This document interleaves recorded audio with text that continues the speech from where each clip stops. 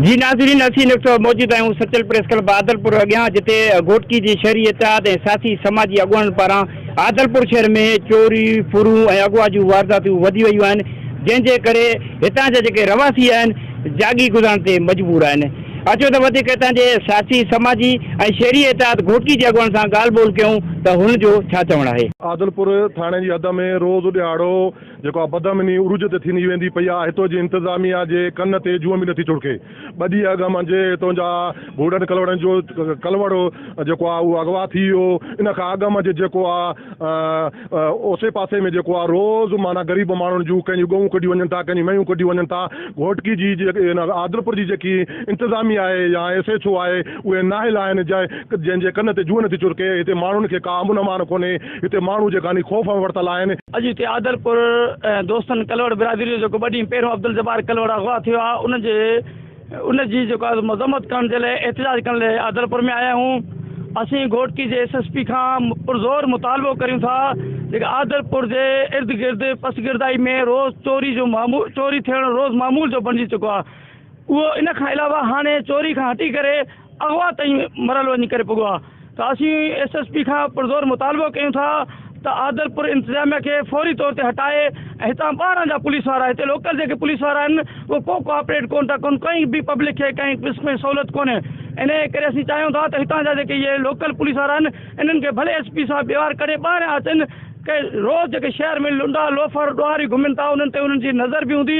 ऐं हितां जे माण्हुनि खे ॿियो छा खपे, इंसाफ़ ई खपे। इन सां गॾो गॾु असां हितां जे चूंडियल नुमाइंदनि खे, ऐं हीअ धारे जा बिरादरी जो शहर आहे, असां जाम इकराम साहब खां जाम सैफुल्ला साहब खां बि मुतालबो कयूं था खुदा पंहिंजे शहर जी पाण मालिकी कयो, ताकी हीअ वोटर हीअ अवाम हीअ शहरी अवां जा आहिनि। तक़रीबन हिन महीने में हिते त मां चवंदो 8-10 SHO तब्दील थी चुका आहिनि, पर राति खाली न आहे जो आदलपुर जे आस पास का रिड बकरी गऊं में जी चोरी न थी हुजे। बदमनी उरूज ते चढ़ी वई आहे। ऐं ॿ ॾींहं पहिरियों हिन शहर जो हिकिड़ो शहरी पुरमन शहरी आहे, उहो गुम आहे, अगवा थी वियो आहे, पर पुलिस अलाए छा थी करे। असां मुतालबो कयूं था पिया त SP घोटकी खां DIG सखर खां ऐं तमामु वस वारनि खां त खुदारा हिन शहरनि ते रहम कयो, हिन शहर खे सुठा ऑफिसर ॾियो, सुठा पुलिस अहलकार ॾियो त जीअं असांखे अमन ॾेई सघनि त असां पंहिंजी सकून जी निंड कयूं। आदलपुर शहर ऐं हुनजे भर पासे में बदमनी जे ख़िलाफ़ थी रहियो आहे।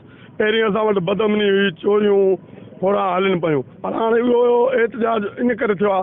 हाणे उहा ॻाल्हि हिते वञी पहुती आहे जो हाणे माण्हू अगवा थियणु शुरू थिया आहिनि। असां पंहिंजी सिंध हुकूमत खां इहो मुतालबा कंदासीं, ठीकु आहे असांखे ॿियूं बुनियादी सहूलियतूं न ॾियो, पर असांखे पंहिंजे घरनि में त रहणु ॾियो न। अॼु असां अहिड़ी पोज़ीशन में आया आहियूं जो घर में पंहिंजे घर में बि महफ़ूज़ न आहियूं।